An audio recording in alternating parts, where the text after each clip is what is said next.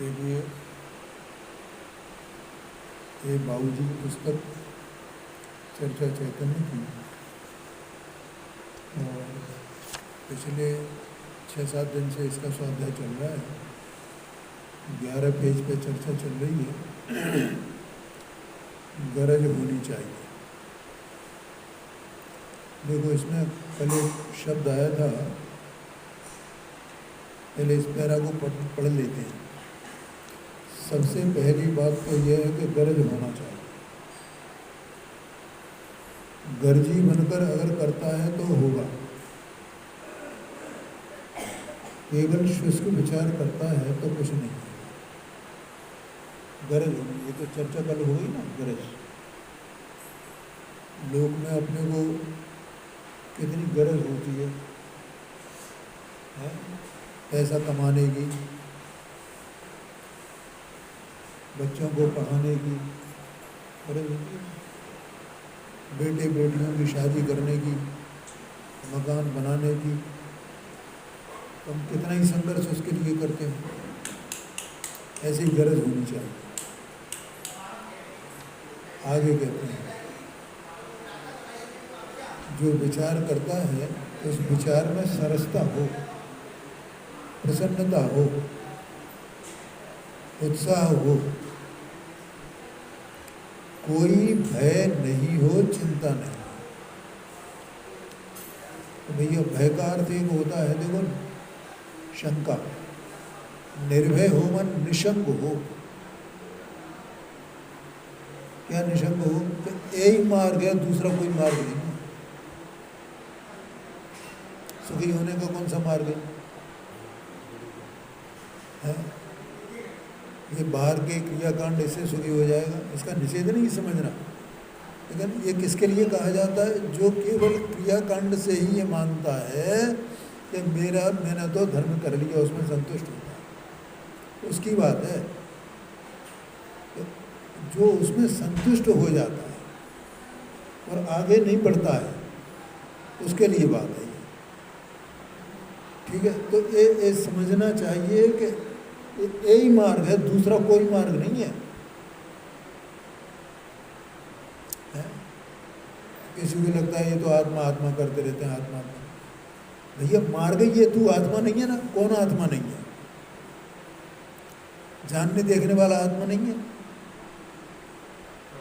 सारे काम करता है, वहां तो कोई शंका नहीं होती कि मैं जान रहा हूँ, ये जान लिया, ये जान लिया, ये कर लिया, ये कर लिया।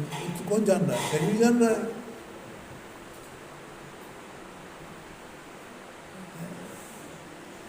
तो ऐसे निशंक हो, यही मार्ग है, यही मार्ग है।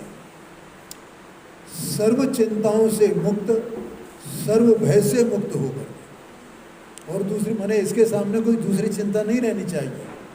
और उस घर गृहस्थी की चिंता हो तो कोई बात नहीं है, कोई छोटी मोटी बातें हैं। लेकिन निश्चिंत कब होगा? कि जब यही मार्ग है, दूसरा और कोई मार्ग है ही नहीं, तो और मार्ग का चिंतन मत कर। है कि मैं इस उपाय से सुखी हो जाऊंगा, इस उपाय से सुखी। ये जो चिंता करते हैं ना, चिंता करने मतलब क्या है? ये देखो भैया, हम तो ये भक्तांबर का पाठ रोजाना करते हैं, इससे हमारे अनुकूलता बनी रहती है, होती है। ये क्या है? ये निश्चित हुआ है क्या? ये फालतू की चिंता कर रहा है। कोई उपाय नहीं है सुखी होने का, निश्चय से भी और व्यवहार से भी। क्यों?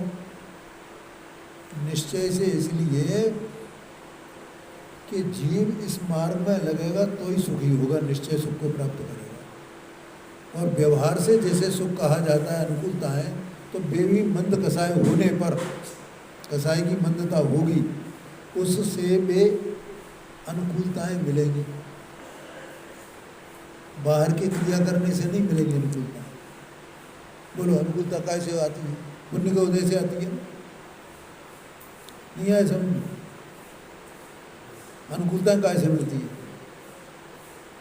पुण्य के उदय से, पाप के उदय से प्रतिकूलताएं। ये बात समझ में नहीं आती। अब पुण्य का उदय कैसे होगा? क्रिया करने से। कि अपनी कसाई कम होगी तो उससे होगा। कसाएं तीव्र होंगी तो क्या होएगा?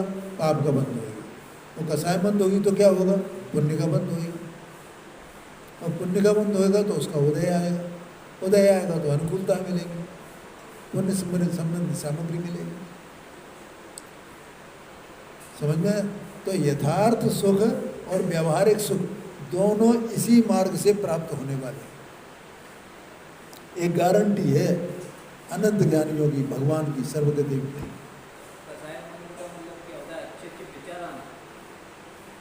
अरे स्वाध्याय में लगोगे, उपयोग इसमें लगाओगे तो उससे कसाई की मंत्रता होगी ना, तत्व निर्णय में लगाओगे तो। हाँ जी,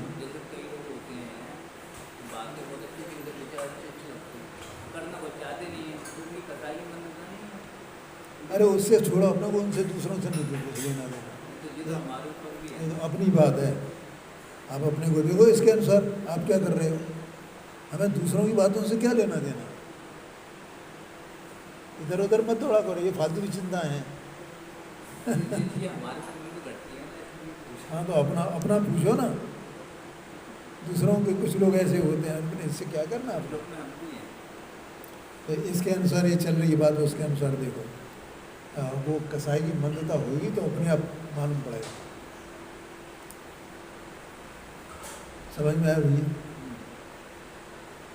हाँ जी, सर्व चिंताओं से मुक्त, सर्वभय से मुक्त होकर इस तरह उस ज्ञायक के गुणों का, उसकी सत्ता का विचार करता हुआ अंत में अनुभव कर लेता है, निर्विकल्प संवेदन होता है। तो ये अभिप्राय का दोष टल गया। जहाँ निर्विकल्प संवेदन हुआ ना, तो अभिप्राय का दोष टल गया।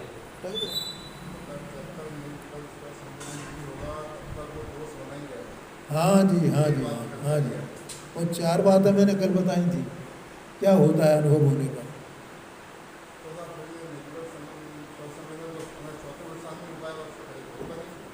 हैं जी? हाँ, वो तो है ही, और क्या है। हाँ जी, लेकिन उसका उपाय तो इसी से है ना, इधर से ही है ना। क्या कहा? निर्विकल्पता का, निर्विकल्प स्वसंवेदन का उपाय तो विकल्प से ही होकर के जाएगा ना। और वो यहाँ तो ये बताना कैसे विकल्प हो, गरज होना चाहिए तो ये भी विकल्प ही है ना। चिंता मुक्त हो तो ये भी विकल्प ही है ना, कि अन्य की चिंता मत करो ना, अन्य के विकल्प मत करो तुम।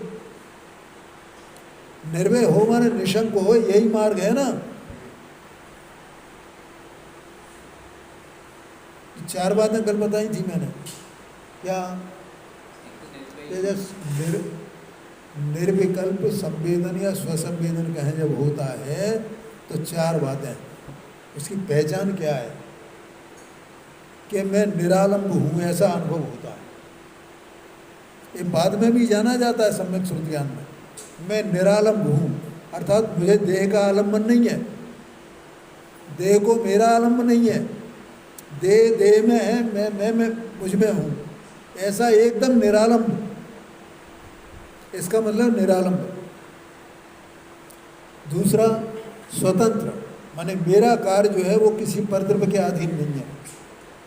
मेरा जो ज्ञान हो रहा है तो इंद्रियों के आश्रय से हो रहा है, किताब के आश्रय से हो रहा है, ज्ञों के आश्रय से हो रहा है, भगवान के आश्रय से हो रहा है, दिव्य ध्वनि के आश्रय से हो रहा है, गुरु के उपदेश से हो रहा है। ऐसा स्वतंत्रता, मैं अकेला ही, तीसरा अकेला ही हूँ, मुझे किसी की गरज नहीं है। मैं अब, ठीक है ना, तीसरी बात। चौथी बात, मैं अपने में परिपूर्ण हूँ। ये कल 4 बातें बताई थी मैंने। कब कब होता है ये? जब निर्विकल्प संवेदन होता है तब होता है।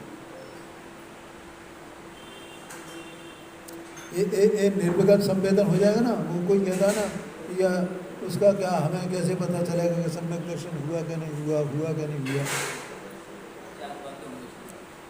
तुम्हें तुम्हारा ज्ञान ऐसा अनुभव करता है कि अपने को, अपने अकेला हूँ, स्वतंत्र हूँ, निरालंब हूँ, पूर्ण हूँ। पूर्ण माने अनंत सामर्थ्य संपन्न, पूरा बलशाली, अंतर में अनंत वैभव वाला। ये इन्होंने कहा है ना बाबूजी ने, आगे आगे और कहेंगे, यहाँ भी कहा है और आगे भी कहेंगे। आया क्या नहीं आएगा? क्यों भैया? ये निर्विकल्प स्वसंवेदन, तो ये अभिप्राय का दोष टल गया। अभिप्राय का दोष टलना ये सम्यक दर्शन। उसी को पहले कल बताया था ना, पंडित जी साहब ने क्या लिखा, मोक्षमा प्रकाश, विपरीत अभिनिवेश, और इसी को अभिप्राय का दोष कहा बाबू जी ने।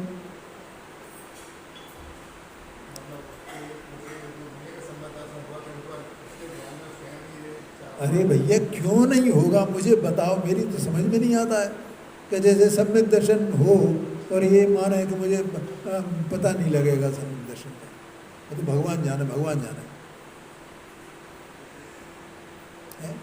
जिनकी देह में ही एकत्व बुद्धि पड़ी है, जो भगवान भरोसे हैं, अपने अपना भरोसे ही जिनको नहीं आया है, तो उन्हें सम्यक दर्शन कहाँ होगा?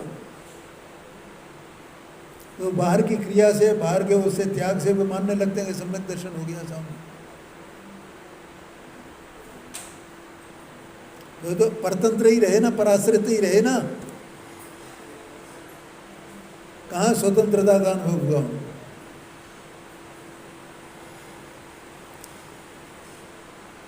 सम्यक दर्शन, उसके साथ स्वसंवेदन होना, ये सम्यक ज्ञान, ये स्वसंवेदन। क्या कहा? देखो, स्वसंवेदन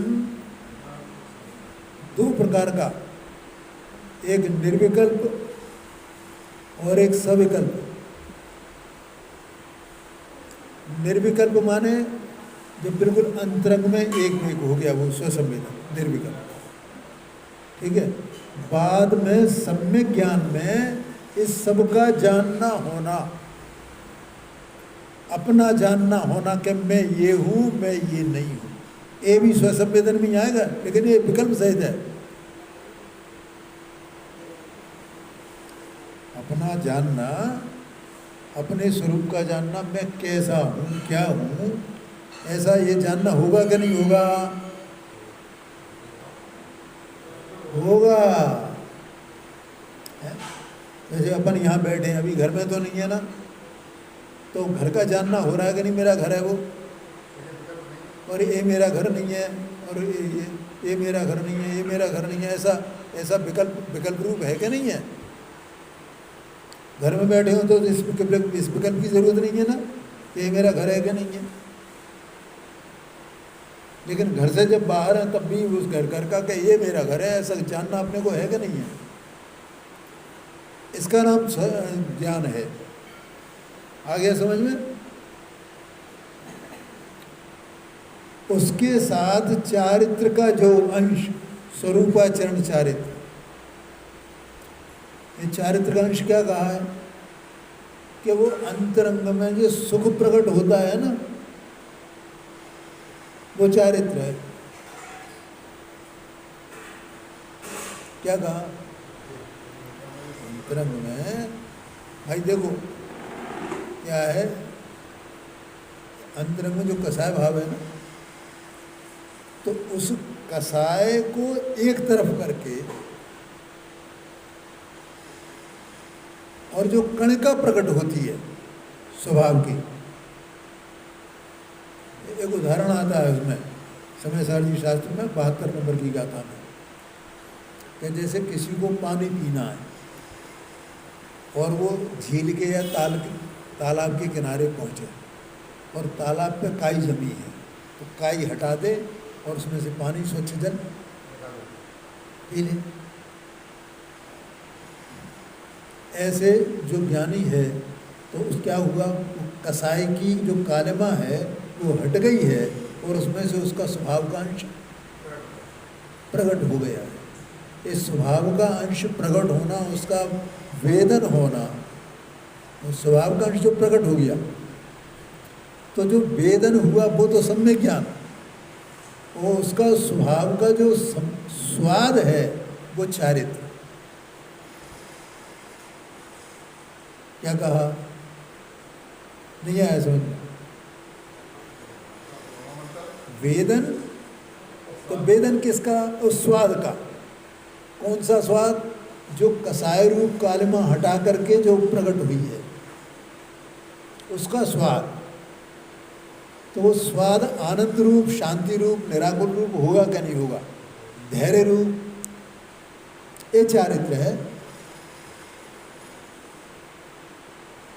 बोलो समझ में आया कि नहीं? ऐसा कहते हैं। ये तीनों एक साथ पैदा होते हैं। आगे कहते हैं दोष की जो बात है इसको बहुत लंबा नहीं करना, इसके संबंध में ज़्यादा विचार करने की आवश्यकता नहीं है, बस वो दोष समझ में आ गया, इतना जो कह दिया। देह आत्मा स्वयं है ना, तो ये स्वयं आत्मा है तो अपने को स्वयं को नहीं जानता है। और स्वयं को छोड़ करके जितने भाव हैं, स्वयं माने ज्ञानानंद स्वभाव, आप कितना है, बस आत्मा कितना है?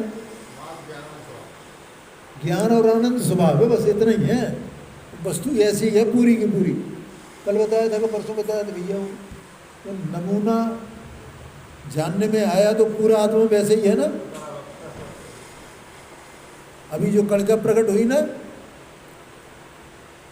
कसाई की कालिमा हटी और वो कणिका प्रकट हुई, उसका संवेदन हुआ, इसका मतलब वो नमूना है किसका? अनंत शक्ति संपन्न, सामर्थ्य संपन्न जो आत्मा है उसका वो स्वाद का नमूना है कि ये आत्मा ऐसा है। बस एक कल परसों बताया था मैंने, आया कि नहीं आया?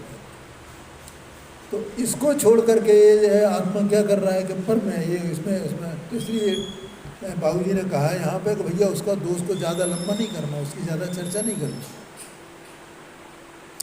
क्योंकि दोष तो अनादि काल से हो ही रहे हैं और ये अनंतवार हुए हैं और हो ही रहे हैं। वे तो अनंतवार हुए क्या है? हर समय जीव क्या कर रहा है? उसी दोष में लिपटा बना है, लिपटा पड़ा है कि नहीं पता पड़ा है? नहीं आया ख्याल में? दोष का पुतला है ये। क्या है भैया? नहीं क्यों ओम प्रकाश जी, क्या है? कौन? ये जीव माने? हाँ, ये मैं दोष का पुतला ही हूँ, दोषों का। इसमें क्या, इसलिए क्या लंबाना उसे? हर समय हर समय हर समय हर समय हर समय हर समय वही दोष उसी को रिपीट कर रहा हूँ। और मैं चाहे जितना बड़ा महात्मा बन जाऊँ, चाहे जितना त्याग कर लूँ, तो भी क्या हूँ मैं? क्यों? क्योंकि जो मैं नहीं हूँ उसमें अपनापन बैठा है मेरा। तो दोष का पुतला हुआ क्या नहीं हुआ? और ये अपने आप को महात्मा माने तो माने भाई।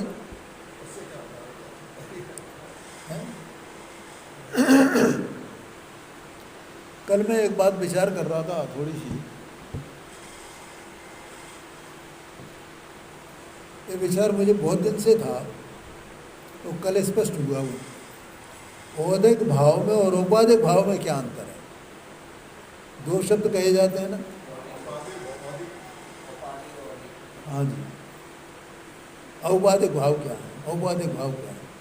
तो मैंने ये 12-15 प्रकार के ये औपाधिक भाव नोट किए कल, ऐसे चिंतन करते करते विचार करते करते। देखो, गुणस्थान क्या है? औपाधिक भाव है।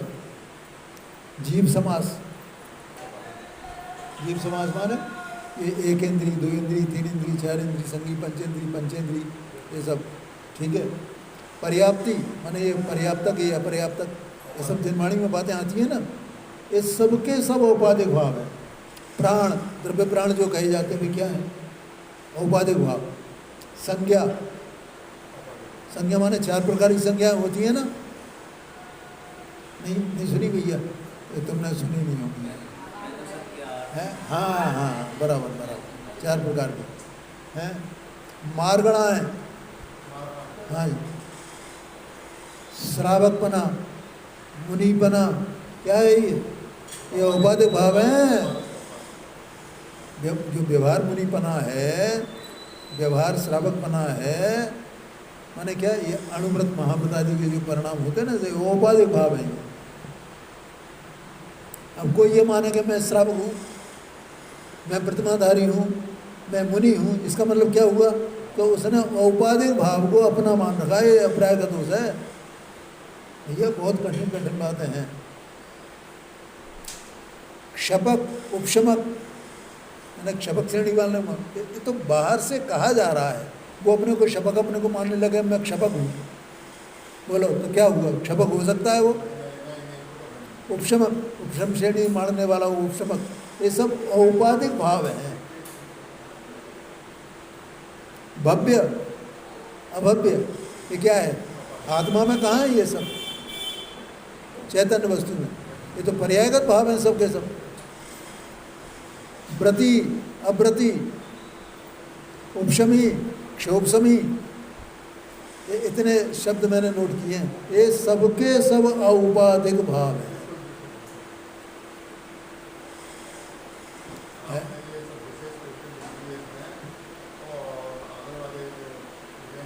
हाँ जी, हाँ जी, हाँ जी, हाँ जी, हाँ जी, हाँ जी, हाँ जी। अरे ये तो उपाधियां हैं आत्मा में। ये कहाँ है उपाधियां? आत्मा इनसे रहित है। कहाँ, कैसे समझे जगत ये?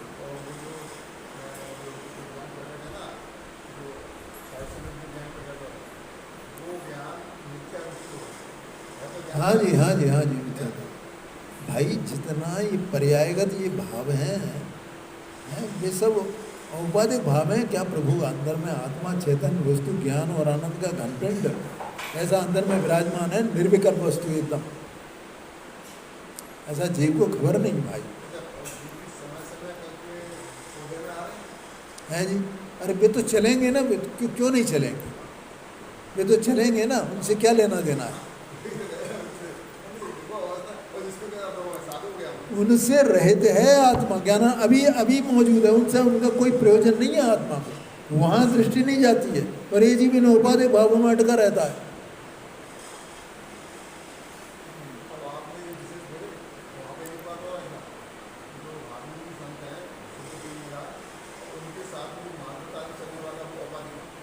हाँ, अरे तो मैंने बताया व्रति अव्रति, अभी बताया कि नहीं बताया?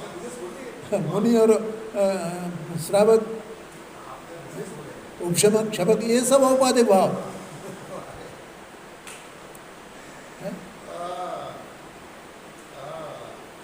आत्मा बिल्कुल एकदम भिन्न पड़ा है भाई। खबर नहीं है कहाँ जीव, मतलब इतना त्याग करके सब करके भी जीव कहाँ अटक जाता है। इसीलिए तो लिखा मुनिव्रत धार अनंत बार ग्रीव को उपजाए, ये कहते हैं।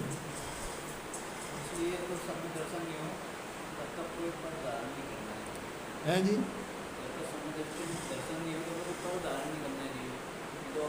अरे उससे कोई लेना देना नहीं भैया, उससे क्या लेना देना है? उससे कोई लेना देना नहीं। कोई कितने त्याग कर ले, सब कर ले, कोई उसका त्याग का निषेध थोड़ी है कोई कि नहीं साहब नहीं, त्याग नहीं करना चाहिए, पद नहीं करना, मुनि नहीं बनना चाहिए। क्यों नहीं बनना चाहिए? बन जाओ, श्रावक के व्रत नहीं लेना ले लो, लेकिन उसके करने का निषेध नहीं है भैया।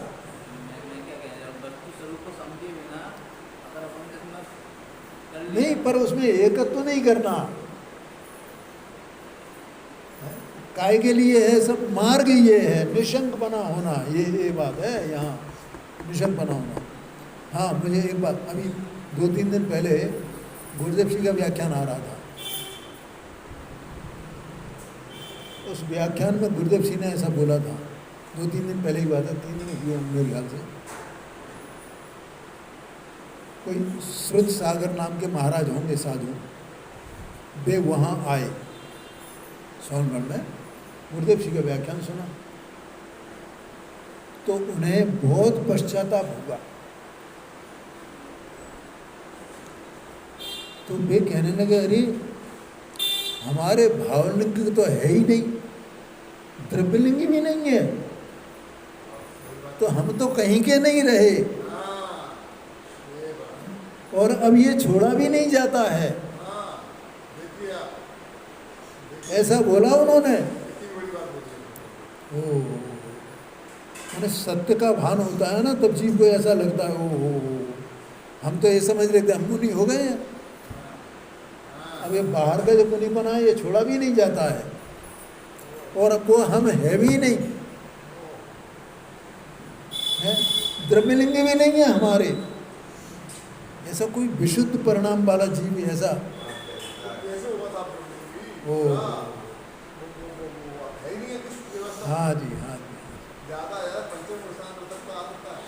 अरे भाई उसकी बात नहीं है, अभी कोई हिसाब नहीं है, उस हिसाब की बात मत करो। मैं तो जो गुरुदेव जी ने बताया उतनी बात बता रहा हूँ, उसको समझना। कोई विशुद्ध परिणामी जीव कितना पश्चाताप हुआ उनको, हो समझ में आया।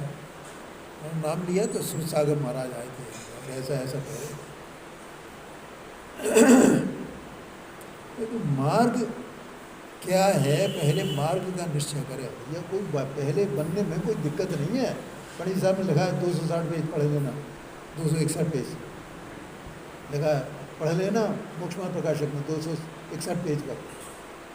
कोई जीव पहले मुनिव्रत धारण कर लेता है, बाद में सम्यक दर्शन होता है। कोई पहले तत्व का निर्णय कर लेता है, बाद में मुनि बनता है। किसी को दोनों काम एक साथ हो जाते हैं।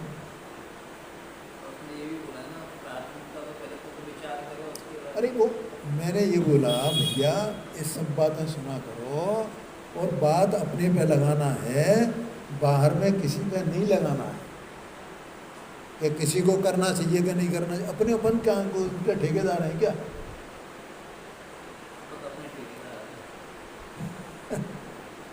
अपन अपने बारे में सोचो कि मुझे क्या करना है।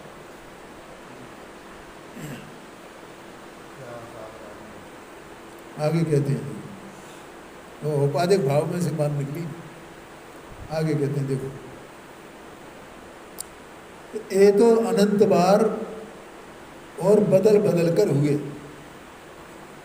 कभी शरीर में, कभी कर्म में, कभी राग, कभी द्वेष, कभी पाप, कभी पुण्य, कभी जगत के पदार्थ। इस तरह से निरंतर बदल बदल कर मिथ्या श्रद्धा हुई।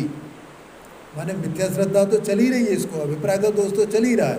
ये सब निमित्त बताए उसके, शरीर, कर्म, राग, द्वेष, ये सब दोष हो रहे हैं। वो ही अभिप्राय का दोष है। उसमें तो ऐसा जानकर कि ये सबके सब झूठे हैं। क्या जान करके कि ये जो मेरी कल्पनाएं हैं ना, शरीर के बारे में, कर्म के बारे में, जगत के पदार्थों के बारे में, ये जो मेरी कल्पनाएं हैं, विकल्प हैं, झूठे, ये सब सबके सब झूठे हैं। क्योंकि इनके जड़ में कौन बैठा है? अभिप्राय का दोष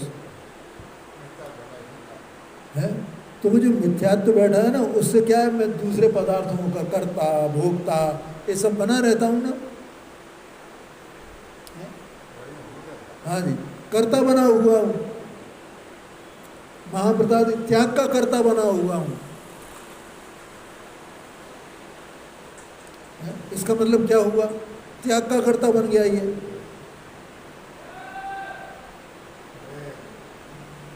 नहीं बना?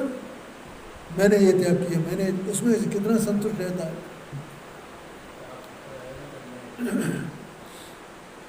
उसमें तो ऐसा जानकर के ये सब के सब झूठे हैं। देखो लिखा, कल्पना प्रसूत हैं, कल्पना से उत्पन्न होने वाले हैं, भ्रम हैं, भ्रांतियां हैं सब, ऐसा समझकर और मेरा ज्ञायक विद्यमान तत्व है।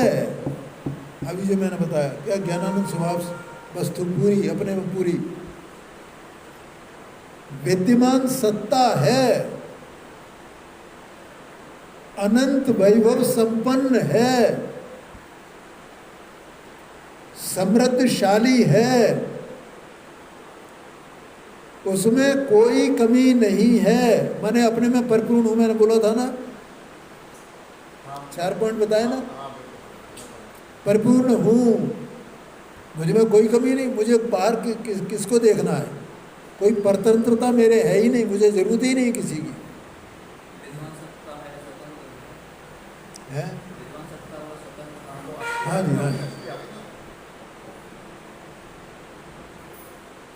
सत्ता का मतलब वो है, ऐसा नहीं कि नहीं हुए, आज तक तो जाना ही नहीं जिनने।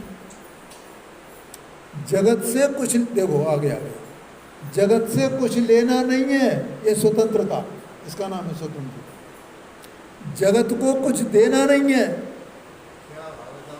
जगत का मोहताज नहीं हूं, एक परमाणु का भी। ज्ञान और आत्मा भी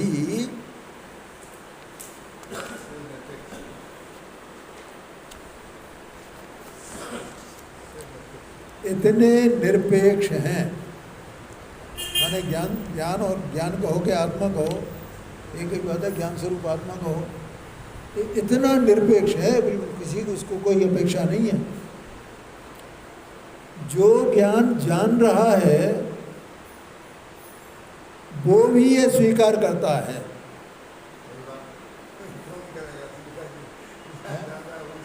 जिस ज्ञान ने ये जाना, माने जो जान रहा है का मतलब क्या है, जो ज्ञान की पर्याय है। ज्ञान की पर्याय माने सम्यक ज्ञान की पर्याय, स्वसंवेदन की पर्याय, उसमें ये स्वीकार है, ये सब स्वीकार है उसमें। अगर वो स्वीकार ही नहीं हो तो वो ज्ञान का सम्यकपना क्या, क्योंकि तो वस्तु ऐसी है। एक समय की ज्ञान की पर्याय भी वज्र की दीवारों जैसी है। हाँ जी, हाँ, क्या मतलब, क्या जैसा है तैसा का तैसा जानती है। क्या कहा, देखो ये बात एक बार मैंने और कही थी और आज फिर कह रहा हूँ। जो सम्यक ज्ञान की पर्याय, जो श्रुत ज्ञान जिसको कहा जाता है, मध्य ज्ञान, श्रुत ज्ञान, तो श्रुत ज्ञान का दायरा क्या है?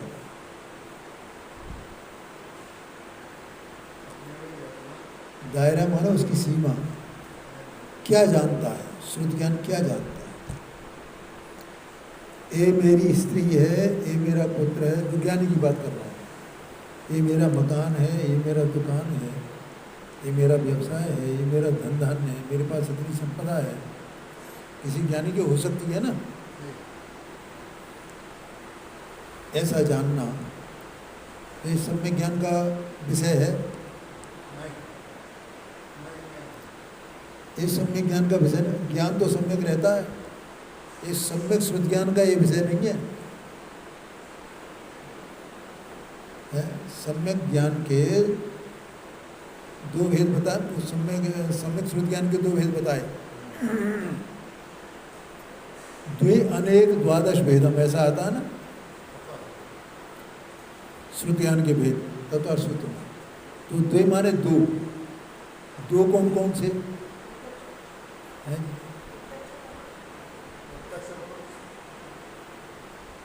वो तो परोक्ष ही होता है, प्रत्यक्ष होता ही नहीं है सब में श्रुत ज्ञान। तो उसके दो भेद हैं, वो उसमें वैद्य संग्रह में दिए और भी जगह दिए हैं, प्रमाण और नय। अब सम्यक ज्ञान का दायरा क्या हुआ, क्या प्रमाण और नय रूपण करना, बस, और कुछ नहीं है। अब उसका प्रमाण का या नय का दायरा कितना होगा, क्या होगा, या 6 द्रव्य, 7 तत्व, 9 पदार्थ, 5 अस्त का है, बस इनको जानना, बस ये विषय है सम्यक ज्ञान का, सम्यक श्रुत ज्ञान का। इसके अलावा और कुछ विषय नहीं है। तो फिर ये स्त्री है मेरी, ये फलाना है, ये सब राग द्वेष की बातें हैं। काय की बातें हैं ये?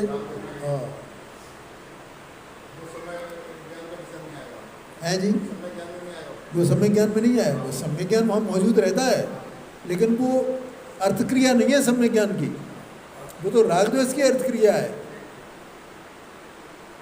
भाई उपयोग तो एक ही है ना,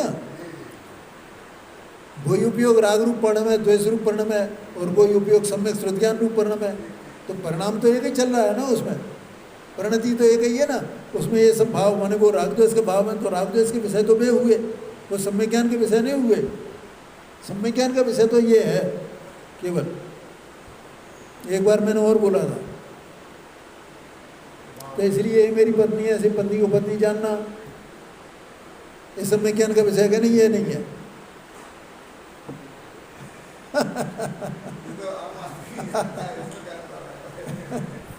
ज्ञानी को होए राग द्वेष, होए तो होए, वो जानता है कि ये राग द्वेष है, एक सम्यक ज्ञान के विषय नहीं है। आया कि नहीं आएगा, ये बहुत मतलब ये बारीक बातें हैं भैया, वो बहुत लोग कम लोग इसको जान पाते हैं, इसलिए मैं बता रहा हूँ।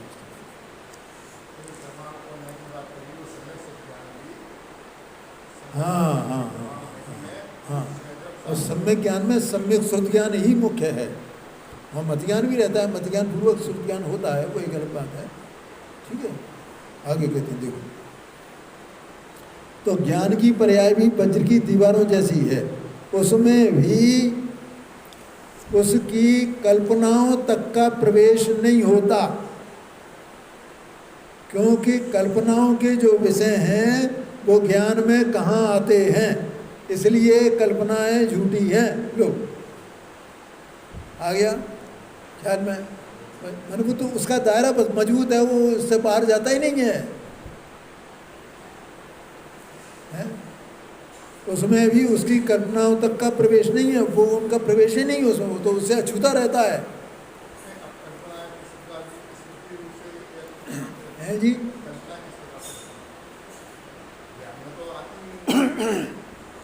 देखो ये मेरी स्त्री है, तो ये कल्पना हुई क्या नहीं हुई? आत्मा को कोई है क्या?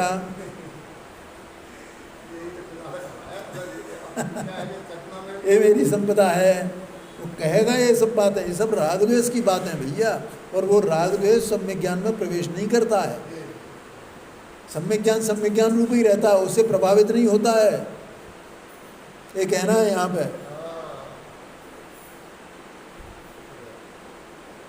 समझ में आया? हाँ बोलो भैया बोलो।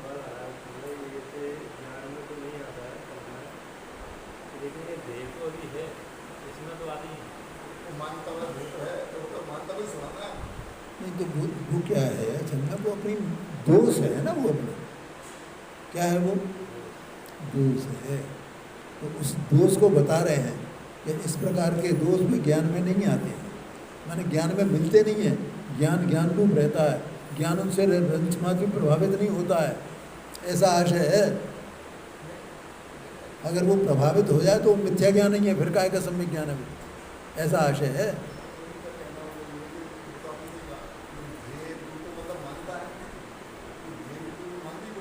घेरू हाँ ठीक है,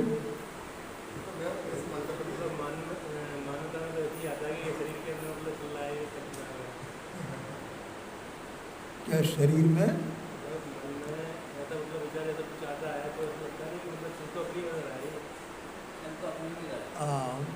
वो दोष है ना अपना, शरीर को अपना मानना है, शरीर में अपना कुछ हो रहा है, अपना कुछ है, शरीर का परिणाम मेरा परिणाम, यही तो हुआ ना। तो यही तो दोष है, अभिप्राय का दोष तो यही है भैया, है समझ में? तुम मतलब अपनी बात को स्पष्ट रूप से कह नहीं पा रहे हो सही रूप से। जोर से बोलो। हाँ मान्यता, हाँ वो ध्येय माने मान्यता, यहाँ ध्येय का मतलब मैं दूसरा ले रहा हूँ, ध्येय का मतलब वो नहीं है, मतलब अपना ध्यान निरंतर इसी में है ना, ये एक है ना। हमारा ध्यान कायम है, तो अभी हमें सम्यक ज्ञान कहाँ है? सम्यक दर्शन के बिना सम्यक ज्ञान नहीं होगा, तो सम्यक ज्ञान हो तो उत्तम की बात है ये। हाँ बिल्कुल बिल्कुल बिल्कुल, ये मान्यता पड़ी हुई है, ये तो अपना दोष है। अब इसी को निकालने के लिए तो ये चर्चा चल रही है कि मैं एकदम निरालंब तत्व हूँ, अकेला तत्व हूँ, इन परद्रव्यों से, प्रभावों से मेरा कोई लेना देना नहीं है, ऐसा आशय है। हाँ जी, इसलिए कल्पनाएं झूठी हैं, वे कल्पनाएं और कल्पनाओं के विषय ज्ञान में नहीं आते, ज्ञान बिल्कुल अछूता रहता है। यह तो निरंतर चलने वाली प्रक्रिया है। वो आगे कहते हैं, बात साफ बात है कि चिंतन में सरसता होनी चाहिए। है? क्या कहा? जैसे अपन लौकिक कार्यों में अपने को मजा आता है ना, सरसता का मतलब क्या आता है? लौकिक कार्यों को करने में मजा आता है कि नहीं आता? नहीं आता। देखो, नहीं भैया आता है, हमें तो मजा आता है। मैं एक दृष्टांत दे करके मैं समाप्त करता हूँ। हमारे यहाँ पर जब हम नौकरी में थे तो एक ट्रेनिंग हुआ करती थी फ्रॉम टाइम टू टाइम, ना दो तीन महीने के अंतराल से। तो दो प्रकार की ट्रेनिंग होती थी हमारी। एक तो बाहर से लोग आते थे हमें कुछ समझाने के लिए, बताने के लिए, जो हमारा विषय होता था उसको समझाने के लिए, बताने। कुछ जो है वो हम ही लोग उसके लाभ लेने वाले और हम ही उसका माने देने वाले, ऐसे ट्रेनिंग देने वाले हम में से हुआ करते थे। तो हमें भी मौका मिला ट्रेनिंग देने का, और हमारे ही लेवल के लोग उसमें बैठते थे, मतलब हमारे लेवल के और हमारे लेवल से एक छोटे लेवल के लोग जो क्योंकि टूर पे जाते थे ना ऑडिट के लिए, तो ऑडिट में किस तरह क्या करना चाहिए, क्या क्या कानून आ गए हैं, कैसे कानून बदल रहे हैं और उसके कानून क्या हैं, जजमेंट आते रहते हैं कोर्ट्स के, तो वो हमें ट्रेनिंग देनी होती थी। तो जब मेरा नंबर आता था तो मैं एक बात कहता था, मैंने कई 2-3 बार ऐसा बोला कि देखो भैया, अपन जो काम कर रहे हैं ना, तो अपने को वो काम खेल जैसा लगना चाहिए। सरसता का मतलब ये है, हमें उसमें झंझट नहीं लगनी चाहिए कि हम कोई भार ढो रहे हैं, हमें खेल जैसे, अरे ये तो मेरा चुटकियों का काम है, ऐसा लगना चाहिए। वो आदमी उसमें काम में सफल होगा। और जो उसे थक गया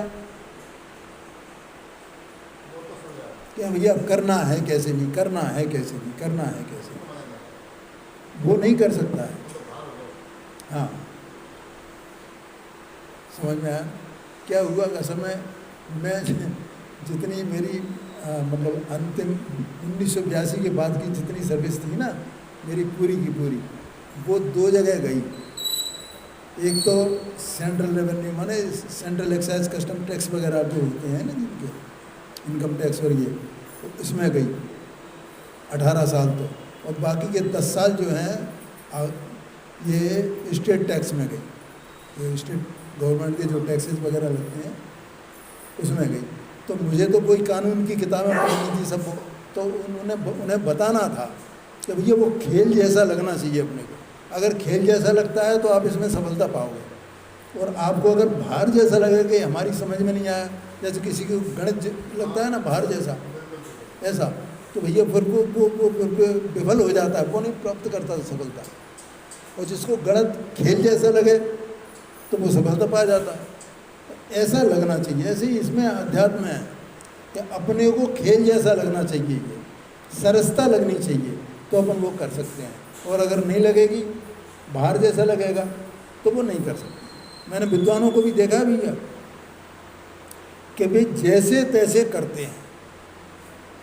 बहुत दिन हो गए, और एक बार बीरेंचेरी में उन विद्वान के ऊपर कमेंट किया था सोनागिर में, तो यहाँ आए थे वे 1-2 बार, यहाँ मतलब आते रहते हैं, आए थे, तो प्रभचंद सर जी की गाथाएँ ले रहे थे।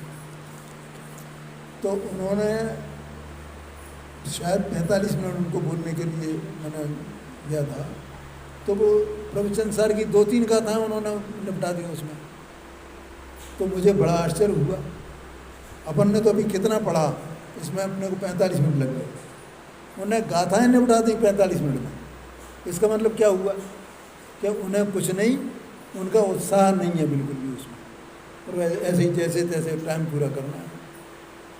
तो एक बार उन्होंने, वीरेंद्र जी ने सोनागिर में तो गुरुवाणी मंथन शिविर चल रहा था, तो उसमें उनको भी मौका दिया गया साहब की बोलने।